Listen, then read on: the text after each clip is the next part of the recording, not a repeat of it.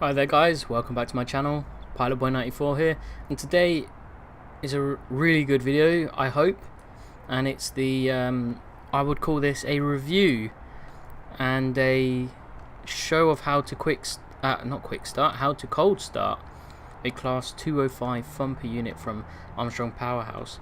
So before I sort of go into detail about various things on here, I'm going to start the train up. So first thing we need to do is go down to this panel and turn that. I believe it's a battery isolation, so it basically turns the power on. Then we turn the master switch, and then we set this into neutral.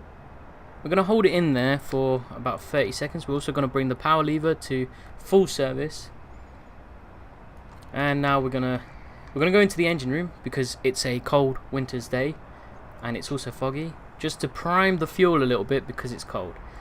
Bearing in mind, the engine may not start first time because of the weather. But what I'm going to do, I'm going to show you what it looks like from the outside, because you should be able to see the body sway mechanic. So I'm going to start the engine from out here. And it started first time. So you can see, I don't know if you noticed how the body swayed as the engine started. I love the smoke animation out of the exhaust, which is really good. So the next step after doing that is we got to wait now for the pressure to build. So this yellow needle is the main reservoir, and we got to wait for it to reach this this red point, which is about 70 psi. So while we wait, I'll show you. I'll go into detail about this train, and also because we're in winter, might as well do one thing and turn the train heat on. I'll just move the paddle out the way. So to turn the heat on, there's this panel in the cab, and you need to do this big switch, then where it says ETH, which stands for electronic train heat control, switch it on, and you can hear the engine actually revving up a little bit to compensate for the heat generation. We'll also turn the saloon lights on so that there's light inside the train. And to be honest with you, I already showed you around the cab. There's not much else to do here apart from wait for that. There will be another feature which I'll show just a little later once we get the train undergoing. So I didn't mention what route I'm on. This is Great Yarmouth. This is in Norfolk on the Wherry Lines. This is also done by Armstrong Powerhouse, and I absolutely love Armstrong Powerhouse's products. They're absolutely amazing and fantastic, and I would urge anyone to go out and buy them. Yes, they are, especially the rolling stock is more expensive than Dovetail Games' own stuff, but Dovetail Games' own stuff just doesn't have the right sort of character. So that's why I invest a lot of my money into Armstrong Powerhouse, because I think the products are amazing. So I'll firstly go to the liveries. So this is it has a multiple different liveries, which is one thing I love as well, and it's all the liveries that the train has ever been in. So this in front of you is BR green, and I'll show you the British Rail crest, which I'm just really screwing up there. You can see the British Rail crest here. This is the Lake crest, which is fitted to all the green ones, and this is green with small yellow warning sign. There's also one with full yellow, so the whole front end will be yellow, and there is also one that doesn't have a yellow warning light, and that's not from the early trains that weren't fitted with them. And on this end, the engine end slash guard end, instead of having this black triangle, it actually has a orange V, which I think looks really cool. And I believe there's one in preservation with that on the watercress line. But anyway, we'll go to the other liveries. We'll start off after green. So we went through the blue period. And again, like the green one, you have two different versions of the yellow warning sign. So on this one, this example in front of us, it has a full warning, but like the green, you have a small one like that. So that's one of the blue ones, and you can see it's pretty much exactly identical to the green ones, just with a blue livery. So next to that, the next one down the line is the blue slash grey. So you've got the blue slash grey. There are two options to this livery wise. There is one that's like this, which is plain, and then there's another one with the Network Southeast little crest, which is this little thing just above the triangle on the other train here. which is dotted like that one there, and on the sides, and it also says Network Southeast, and nothing else changes. Then you go on to Network Southeast, which is a livery that I remember as a little child growing up in the Network Southeast area. And biggest noticeable different, well, not the biggest, but one thing that I would notice, I don't know, I got a little bit of OCD, so I noticed it, was the number, the train number here. So this one says 205025, but this one over here doesn't say 205 at all, it just says 1108. So that's pre-tops numbers, and then these are the, was it pre-tops, post-top, yeah, and then post-tops numbers. So we got this Network Southeast livery, which what I love as well is the detail, because look at the interior. It's a different interior. It's got the Network Southeast upholstery. If I go over to the blue one, it's a different interior, which is pretty cool. And then after that, you got the Conics livery, which is also a livery that I remember, but I wasn't really in the South London area. But I remember the Conics livery. I don't remember seeing Thumpers as a child, but again, it's basically the same as Network Southeast, just with the Conics livery on it. So go back to our train. Let's see the progress of the pressure, and we got enough pressure now. So now we can release the handbrake, which is what I'm going to do, which is this big handle here. We're just going to release the handbrake until it goes all the way. There we go.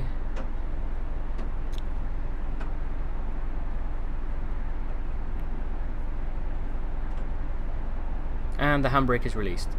So now we're going to go to the rear cab. Like I said, I am on the Wherry line, so I'm just going to turn it off and turn that, and release the brake on this side. So I'm just going to switch cab ends, and I'm going to turn the master key, put that into neutral. Supposed to put that first, acknowledge the AWS, and then there's not really much point doing that, but we'll turn the cab heaters on here as we're on this end, RP purposes, and then we'll head over to Great Yarmouth. So in this video, I hope to achieve, what do I hope to achieve? I hope to achieve a good, solid, not necessarily detailed, but as much detail as I can into the detail of this actual train, plus show you a little bit of, which you've probably seen in another video, is this line, which is absolutely amazing. And I'm going to drive the train, once we get it into Great Yarmouth, we offload and unload, I'll drive the train over to Acle, which I didn't feature on my other video about this line. So we're going to shunt the train over. We're on the end that doesn't have the diesel engine, so you can notice it being really quiet. And if I'm honest, it feels like an EPB, but it doesn't feel like Dovetail's EPB, because the detailing in Dovetail's EPB was absolutely terrible. I am being honest, it was absolutely terrible. But anyway, we're moving along now, 15 miles per hour, which is the speed limit, and we're shunting into platform 2, which is pretty much where all the trains go from that come into Yarmouth, both local haulage and multiple units. So I don't think I mentioned it, but the reason why I'm driving in BR Green, not only because it was the first livery that these trains came in, but it's actually my favourite livery of these units. I don't really like the Network Southeast livery particularly. I don't like BR Blue, I don't like BR Blue Grey, and I'm not a big fan of the Conics livery. But the Conics livery is quite very subtle compared to the Network Southeast livery anyway. I don't know if you noticed, but the windscreen changed a little bit, and it's basically condensation, which is another feature I love about this train, is condensation on the window. When you've got the cab heaters on, it builds condensation in the winter time, so the way to alleviate that is to open the window, and over time it will come back on, or turn off the heaters completely. And that's 2 ways, and that's what it says in the manual as well. I'm not too sure, but I know turning, you can see that actually the condensation changed. So we're just going to stop the train here, and we'll switch cab ends, and we'll head over to Acle. And I can go through some more points about this train. There you go, we stopped, lovely. To shut down the train properly, which is how they do it in real life as well, is you put into emergency, you let the brake build up, and then you go off, turn the master key, then turn the handle back to release. And then in the case of these trains, you would go into here, I'll turn those lights on, and we need to put the red banners up as we are going in the other direction. Squeaky, squeaky, squeaky. And like I mentioned in my first look video, this is actually one of my favourite things about this train is the blinds. So okay, we'll turn off the instrument lights as well. We've switched off, and we'll go to the other cab. Actually, we'll turn off the heaters. RP. And then we'll switch to the other cab.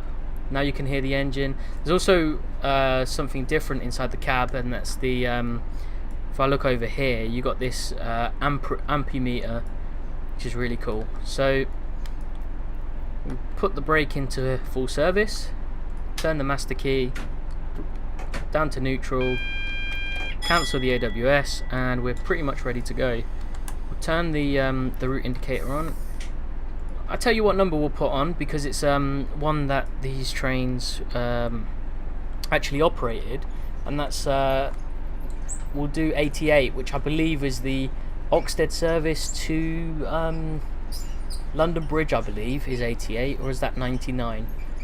Because I know 88. Well, one of them is for London Victoria, and the other one is for. We'll do 88. Whoop, whoop, whoop, whoop, whoop. Yeah, we'll do 88. There you go. But yeah, like I say, one of them is for London Victoria, one of them is for London Bridge. So we turned on the cab heaters, turn on the instrument lights, and I need to set the route because we just come out the sidings there, which you've probably never seen actually. And I'll just make sure that the route is checked as well, so we can go into A Court platform 1, and hopefully the signals will work. But the start signal's red over here, but I know it's set because you've seen it set. So we're going to open the doors. Like I mentioned on the first look video, if you saw that, I absolutely love the sound. The sound is superb. So we got this advanced door set up where doors open and close on their own, which I think is pretty cool. Unfortunately, that time round it didn't, and it just closed. So we're going to open the doors again. There you go, look, the doors open, and they're sort of random. And so we're going back into the cab, and we'll wait for the guard to hit up the bell. And we got the bell, so we'll reply back to back and set to forward, open the throttle.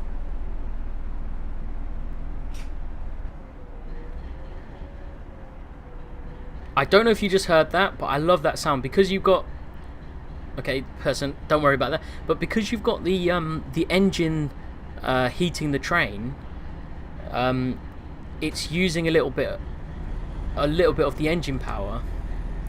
Right, I've just had to tab because the signal was red. But like I was saying, because it's using some of the engine power, you actually hear the engine rev down a little bit while I apply the power, just to sort of compensate for that.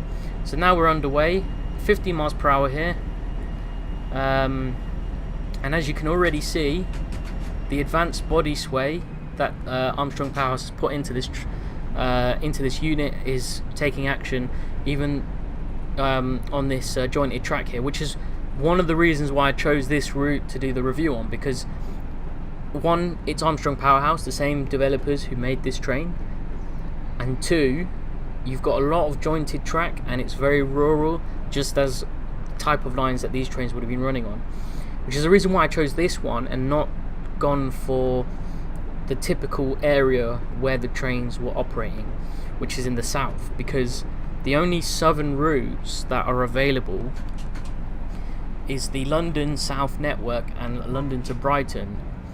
And unfortunately, although they did go to London Bridge and London Victoria,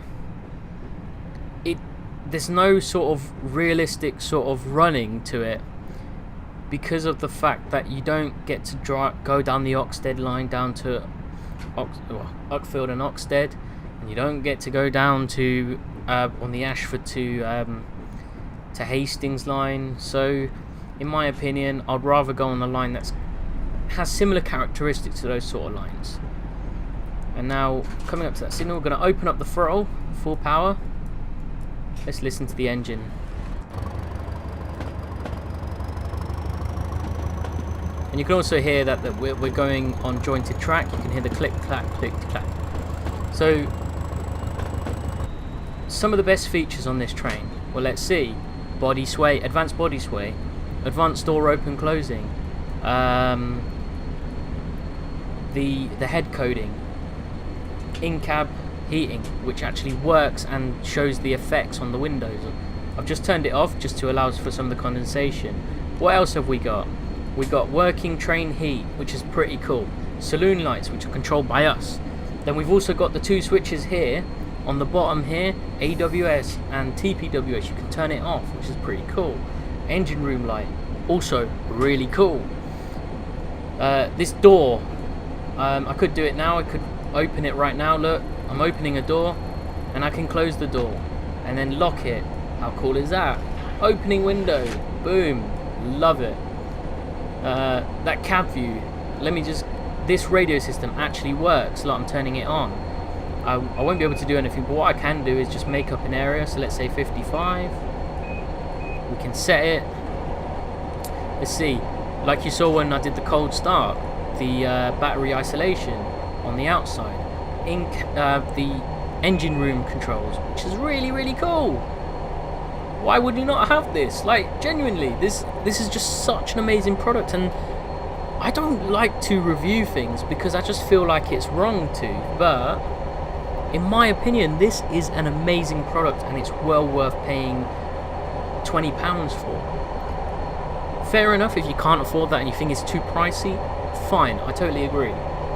If you don't have the assets to it, fair enough. Wait for the sale, wait for a sale.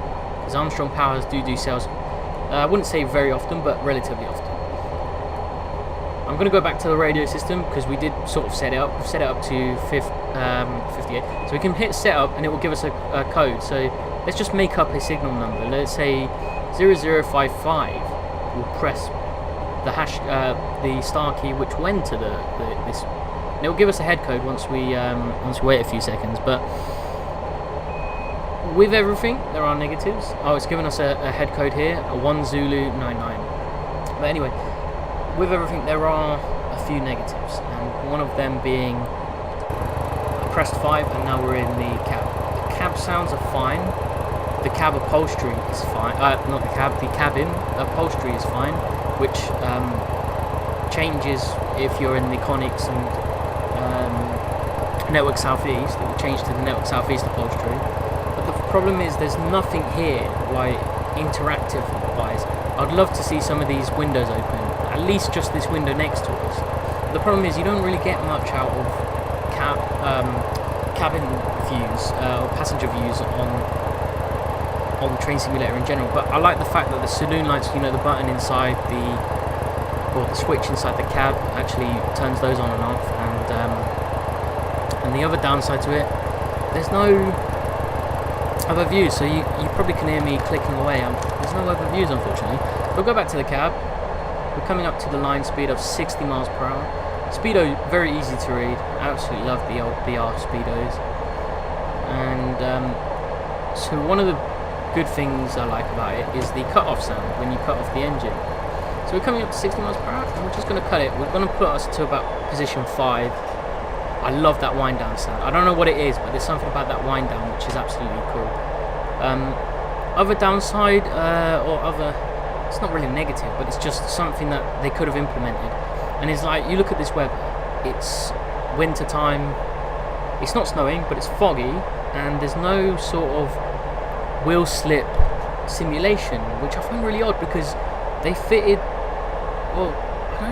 did they fit it to the 321? I think. Well, they fitted wheel slap protection to the 321, and they also, when you buy the 319 sound pack, they modify it, the sound there as well. I'm just going to open up the throttle because we're dropping the speed a little bit. But you know, they've fitted wheel slide protection. Fair enough, those trains do have wheel slide protection, so it's realistic. Whereas a train like this with cast iron brakes, doesn't have wheel slide protection, but it doesn't simulate the effects of locking up the brakes when you apply too much pressure and stuff like that. And it could have been a thing that they could have fitted, but maybe there's something in the simulator, I don't know, like the software side of things, there might be something in the simulator that prevents them from doing that on trains with cast iron brakes. If you don't know what I mean by cast iron brakes, you can probably see on the side of the wheels here, there are big like slabs on the side, and they're called cast iron brakes. Another positive point, smoke coming out the exhaust, absolutely wonderful. Advanced body sway, which I've mentioned a few times now. Another thing I like, this is just my OCD kicking in, is the detail between the carriages. You can see that the brake pipe and main reservoir pipe, and you can see the electric jumpers there, all connected as well. The light has changed because the time of day is slightly changed. Oh, listen to that clackety clack. Oh, I'm just going to do a run by because that sounds amazing.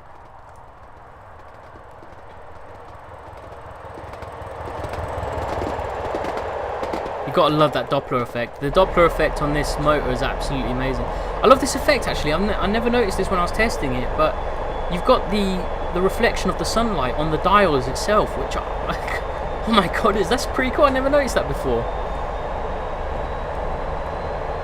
But you can see how the train is moving. It's really rocking about here. This is between Great Yarmouth and Acle in Norfolk, and you know, you can see how the train is moving with the track, and it's absolutely amazing. I love it. I absolutely love this product. And I urge you guys, if you really do like, especially heritage trains or heritage diesels, this is the product for you. And if you have the Class 40 as well, Armstrong Powerhouse Class 40, that's sort of the level before this. Because if you look at the product lineup, and the lights changed again. I didn't like how dramatic that light changed. Sorry about that, I'm just getting distracted. But the Class 40 is like the, I don't know what you call it, it's like the first step, the baby step before this train. Because that did have cold start, and it was a realistic cold start. But the problem is that I like this particular train, there isn't really any proper route to put it on, like realistically. I mean, yeah, you could put it on the West Coast Main Line over Shap, but hey, that's based on the 80s, I think, so you're missing out. Okay, so one of the downsides I don't like is the whistle or the horn. One of my upsides though, AWS. I love the AWS bell. So we're going to slow down now to 20 miles per hour. As we approach Acle, that was the distance signal for Acle, so we're getting very close, and there is a 20 mile an hour restriction going into Acle. So, and we're soon to be concluding the video, and basically this was, I wouldn't call it a full review, but I would say it is a review of the product, because I have gone into some details about the product. And I would highly recommend it. If I was going to rate it out of 10, it's a solid 9.5. There are not many things wrong with the product, and I would urge any of you guys, if you are a train simulator fanatic or even just a heritage fanatic, to buy this. I mean, this would fit perfectly onto a heritage line. I mean, you saw on my first look video, I was on the Epping-Ongar, but you know, you've got West Somerset. I mean, you could put it in there, but as like, you can just play around with it and say it's a visiting train. Or if you've got the Watercress line from Just Trains, there's another line that you can put it on, and it's realistic because they do actually have one, and it's in BR green, my favourite livery. So we're just going to stop the train. You can see the S come up, and there we go, and we've stopped. So what am I going to do? I'm going to shut down the train, let the pressure build, steady, off, master key, and turn it off. So what can I say? Absolutely wonderful product, well worth the price. The detail is amazing. It doesn't affect performance that much as well, which is one thing I like about Armstrong Powerhouse's products. they're pretty good all round performance wise. So if you do have a slightly lower end computer, you don't have to worry too much about it. Obviously, start adding loads of assets into something, yeah, you're gonna have problems. But anyway, that's been my, I would say, review. It's been out a week now, and I would say, yep, that's been a review. Oh, I mentioned about the brake pipes and the jumpers, which is pretty cool, but they don't do it for when you attach trains in multiple, which is a bit unfortunate. But anyway, that has been my review and cold start of the Armstrong Powerhouse Class 205 DEMU for Train Simulator, and I hope you guys enjoyed it, and I hope that you'll join me on the next one. And I'm so happy the way that the first look video has been successful, and I'm glad that this one and more to come will be successful. So once again, I'll see you on the next one, and I'm Pilot 194, and I'm out of here.